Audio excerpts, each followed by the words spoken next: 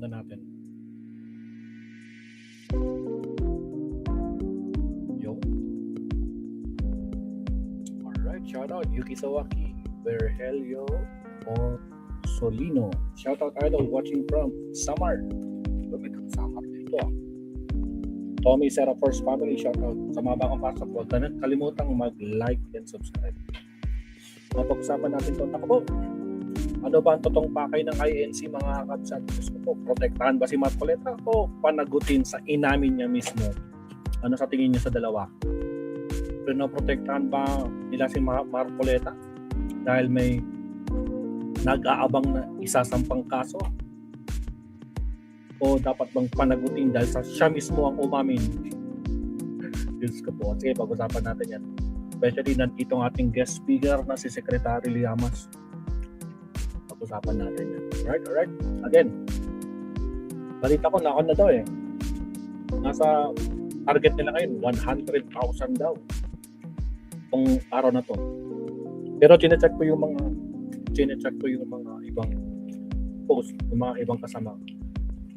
O konti pa naman. O parating pa lang, no? Actually, may mga ipapakita ko sa inyo dito. Tingnan nyo. Ipapakita ko sa inyo. Breaking news. Solar Boy. Dahil si Solar Boy, di ba? Nahuli sa checkpoint sa van. Isang kagawad ng District 1 ng Batangas ang nag-organize sa padyak ng INC at jobless sakay. Ay, grabe. Hindi sila INC, tapos mga jobless, isinakay. Same group na nagrarally kay Recto last month. Ay, alam na this. Aray mo, rocket yarn. Itong masaklap, mga absat, no? Iglesia ni Cristo. Ay, wait lang. Bawasan ko yung background music natin. Bawasan ko ng konti yung background music. Iglesia ni Cristo originally requested. Nag-request pala sila originally ng permit to hold a rally until July 3. But local government so far only granted them a permit for Wednesday alone, July 1. Ngayon lang. So meaning hanggang ngayon lang. Ako po.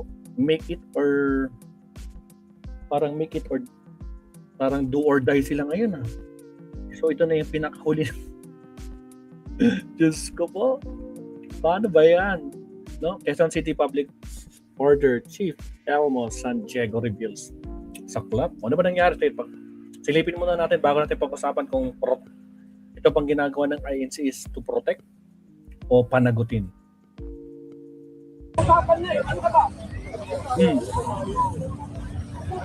Dapat nilatsuka ba doon sa taas? O kunin mo nilatsuka ko. Bata-batang mo eh. May permit, di ba? Ano mo nakalagay sa permit? Ano sir? Ikaw eh. Doon na kayo nakakapala eh. Sinarang. Usapan niya eh. Ano ka ba? Dapat nilatsuka ba doon sa taas? O kunin mo nilatsuka ko. Bata-batang mo eh. May permit, di ba? Ano mo nakalagay sa permit? Ano sir? Ikaw eh. Mga perwisyo talaga mga absat. Naku, General Torre, pag-usapan natin mamaya. Tingnan muna natin EDSA Rally. Type nyo lang sa Facebook, EDSA Rally, lalabas. Ito yung kahapon. Yesterday. Live pala. Sorry, lagyan mo ng live.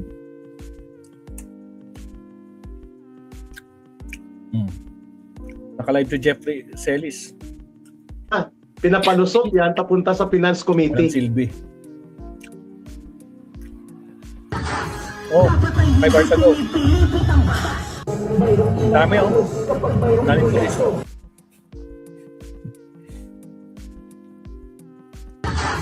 Dapat ay hindi pinipilipit ang batas. Inquire.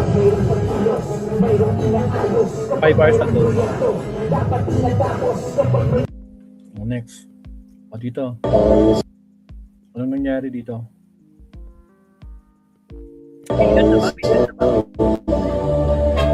yung mga bus dumating na. Yung mga blue buses nila ng INC. Oh, mukhang walang update May baka si Respicio may update. Respicio. Tingnan nga natin si Respicio. Si Harold. Madalas mag-live to eh. Oo, may Apple. Parang content. Parang Alan Peter Cayetano na din. Ay, wala. Wala. Tahimik pa sila. Kahapon to. Okay, punta na natin si Secretary Llamas. Punta na natin. Pakinggan na natin kung ano ba tong ginawa ng INC. Is to protect Marcoleta o panagutin dahil siya mismo ang umamin. Kaya siya kinasuhan dahil siya mismo ang umamin. Walang ibang ebidensya kung hindi siya mismo yung ebidensya. Hindi naman pwedeng kasuhan na bakit kakasuhan yun ng plunder yan si Marcoleta. Hindi naman galing sa gobyerno yung pondo. Talaga itong mga garapatang to. Ang problema, no? Makitid din ang utak. O sige. Pasok, Secretary Llamas. Bahala ka na. Magandang umaga, former Secretary Ronald Llamas, isang political observer at heckler. Magandang umaga po sa inyo, Secretary. Magandang umaga, Alvin, at sa lahat ng iyong tigapakinig. Opo, anong basa ng mga political analyst at political observer sa ginagawang kilos protesta ng mga miyembro ng Iglesia ni Cristo? Ito ba'y may kaugnayan sa estado ng politika sa bansa, Secretary? Well, nangyayari ito sa isang unprecedented moment na meron kang unprecedented Senate crisis, no? Na maalala mo naman, no? Na kaka-resolve lang in terms of leadership. Not the crisis itself, but yung leadership component ng crisis, no? At ikalawa, nangyayari ito dito sa unprecedented corruption scandal in the hundreds of billions na nagsimula more than a year ago. At ikatlo, nangyayari ito papasok sa isang unprecedented impeachment ng isang vice president. The first time na may impeach ang isang vice president na kandidato for president sa 2028 at nangunguna doon sa mga surveys for now. At ikaapat, nangyayari ito papunta ng SONA, yung first anniversary nung mahiya ka naman speech ni President Bongbong a year ago, kung saan siya yung naglantad nitong 15 malalaking contractors at yung mga politiko na involved dito sa massive corruption na ito. So very volatile yung political landscape nung nangyari itong malaking rally na ito kahapon. Clearly, yung purpose ng rally ay dalawa. Una, protektahan si Marcoleta.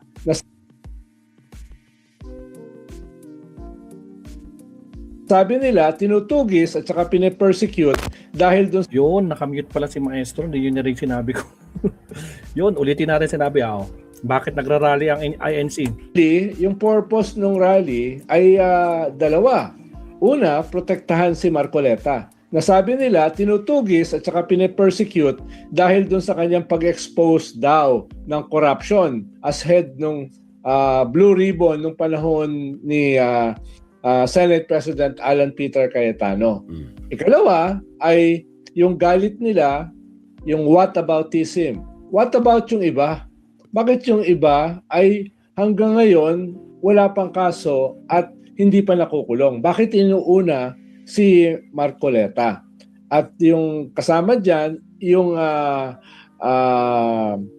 not so bail threat na kung ito ay hindi nyo i-resolve, kung hindi nyo i-atras yung kaso ni Marcoleta, kung hindi nyo kakasuhan yung ibang mga corrupt officials, dadali namin ito sa inyong pintuan, no, sa Malacanang, no, not so bailed, no. Kaya yun yung nangyayari kahapon at saka ngayon, no. Kaya yung potential ay baka hindi lang disruptive, yung potential ay pwedeng maging destabilizing. Ayun. Sabi nga dalawang tao kahapon, si former Secretary Jing Paras, Secretary ng panahon ni Digong, at saka si Celis, yung SMNI. Ang sabi nila ay nandito si Vice President, handa ka lang, baka ikaw ang pumalit. So, hindi na ganun ka-bailed yung threat na kung hindi kayo aatras, posibleng ipalit namin yung Vice President. Yeah, pero apparently mukhang hindi din ganun katindi yung threat. As a matter of fact, na Malacanang sabi hindi threat eh. Kasi even the president pushed through or will push through with his Canada trip. Hindi ba today aalis ano? Kasi hindi naman aalis yan pag credible masyado yung threat, di ba Secretary? Yes, dahil ang dilema ng Malacanang, no? Kung kung hindi nila ito haharapin, ibig sabihin kung aatras sila, sobrang lame duck ang magiging itsura nila. Ibig sabihin, from now until 2028, hostage na sila nitong religious group na ito or other groups na maglulunsad ng ganitong klaseng rally, disruptive rally. So magmumukha silang sobrang mahina. Kaya yung pag-postpone nila o pag-cancel nila nung speech ni President Bongbong do sa assembly ng FOCAP, Foreign Correspondents Association, ay hindi maganda yung itsura. Tapos kung ika-cancel pa nila yung state visit sa Canada na medyo major, talagang magmumukha silang umaatras at hostage. Lalo na kung hindi nila itutuloy yung kaso na sinabi ni Ombudsman Boyeng Remulla ay ilulunsad nila against Senator Marcoleta. No? So yun yung isang dilema nila. Pero pag tinuloy naman nila, baka kasi itong disruption maging destabilization. So yun yung dilema nila. Mukhang ang pinili nila yung una. Hindi. Kukuha namin to. Haharapin namin ito, hindi namin i-atras yung kaso, at papalabasin namin o ipapakita namin na yung threat ay hindi ganun kalaki. Mukhang yun ang naging option nila. Ibig mo sabihin tutuluyan si Marcoleta, itutuloy yung kaso? Yes. No? Yes. Mukhang yun ang magiging posisyon nila. Pero gagawin din nila yung medyo delayed na proseso or pabilisin yung proseso dun sa ibang makakasuhan. Halimbawa, mga contractors, halimbawa, mga ibang tao sa gobyerno na medyo hindi maganda yung image dahil yung nag-iisang cabinet secretary na kinasuhan nila, mukhang gagawin pang state witness. So, sino na yung naiwan na tao ng gobyerno yung kinasuhan? So, yun yung ikalawa. I-escalate nila yan. At ikatlo, mga politiko, katulad ng mga congressmen na dati sabi nila more than 60 ang involved. Pero ni isa, wala pang nakakasuhan or nakukulong, maliban kay Saldico na nakasuhan. So, tingin ko, isasabay nila yung mga iba na yan, no, para matanggal yung image na selective. Selective yung kanilang mga kinakasuhan. Ang napabilis yung kay Marcoleta, bakit? Siya kasi yung umamin eh. Yun lang. Siya yung umamin doon sa indirect bribery na more than 50 million kaya plunder. Yung sinasabi nila na paano ito magiging plunder? Hindi naman ninakaw sa pera ng gobyerno o kaba ng gobyerno. Established na yan eh. Malinaw na yan sa batas eh. Kung maalala mo, Alvin, nangyari yan noong panahon ng ERAP. Yeah. Yung kanyang kaso ay galing sa private money. Yung mga weteng, di ba, weteng lords ang pinanggalingan. So, kahit galing yan sa private money, kahit hindi yan galing sa kabalang bayan, yan ay plunder. Pag more than 50 million, no? Kaya yun ang nangyari kay Marcoleta. Kaya mas mabilis. Siya na mismo umamin doon sa kanilang television program o television network na tumanggap siya ng 75 million. Yan ang sa totoo lang, yan yung problema sa kanila, sa INC, sa BDS, no? Si Marcoleta yung umamin. Hindi lang umamin. Siya yung nagbisto sa sarili niya. Nilaglag pa niya si Mike Defensor. No? Wala na siyang choice eh. Talagang sabi niya nag-donate Nag-donate tong mga kasama natin. Hindi ko pwedeng i-bulgar yung mga pangalan. Kaya wala talaga. Pero nag-donate. Yan lang. At tumanggap siya hindi during the campaign period. So hindi siya campaign violation. Siya ay indirect bribery at more than 50 million plunder yon. Yeah. Sa isa na lang. Established na ang ating batas. Pati sa Pastillas, ganyan din yung nangyari. Yung kay Risa Ontiveros, ganyan din yung nangyari. Ano po. Pero one last, sabi ng iba, ito ay pagtatangka, attempt para mapatalsik si Pangulong Marcos at ipalit si Vice President Sara Duterte. Ito daw ay testing the waters kung kakayanin.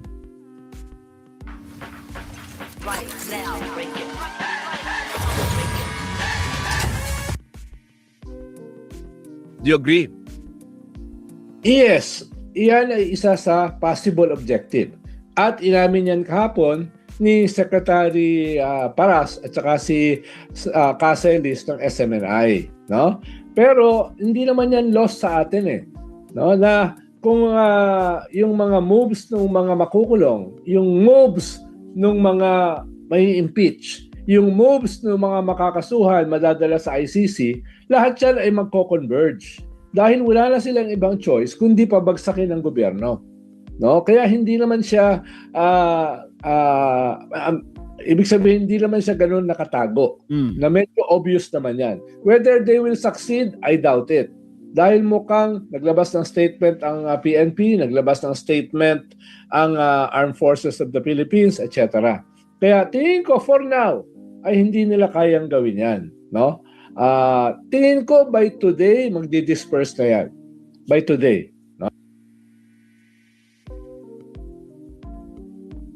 Grabe, wala tayong mic. Grabe, so meaning matatapos na ngayong rally. Diba? According kay Secretary Llamas, ngayon daw matatapos to. Diyos ko po, hindi. Kaya tingin ko for now ay hindi nila kayang gawin yan. No? Tingin ko by today magdi-disperse na yan. By today. At saka wala na silang permit kasi yung permit na hinihiling nila na hanggang July 3. July 1 lang yung approve. So wala nang July 2. Ay, Diyos ko po.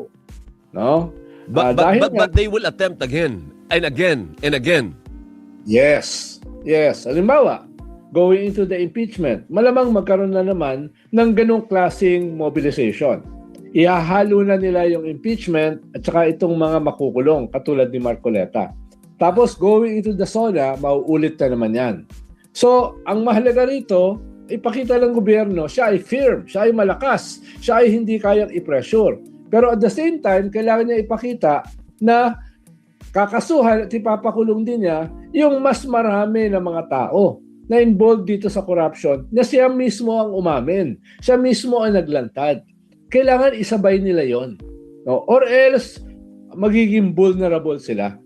Thank you. At magiging hostage sila forever, no? Hanggang 2028. Hanggang dyan muna tayo, Sec. Nag-overtime na tayo pero maraming salamat sa insights mo. Mabuhay ka. Maraming salamat din, Alvin. No? Magandang umaga si former Secretary. Alright, salamat. Secretary Llamas, no? Grabe. Matindi yung sinabi niya. Most probably, today, magdi-disperse na yan. Wala nang mangyayaring rally bukas. Diyos ko. Which true naman kasi actually, yung permit nila hanggang today. Wala silang permit. Kasi humihingi sila ng permit hanggang July 3. Kaso ang binigay lang na permit hanggang today. Pero tingnan natin kung kahapon nga, di ba, wala silang permit. Pero nag-rally pa lang sila. So, next topic tayo, mga kapsat, no? Again, shoutout sa ating 250 last live viewers. Again, sa mga nagla-like, like and subscribe po tayo. Okay, countdown tayo in 30 seconds. Here we go.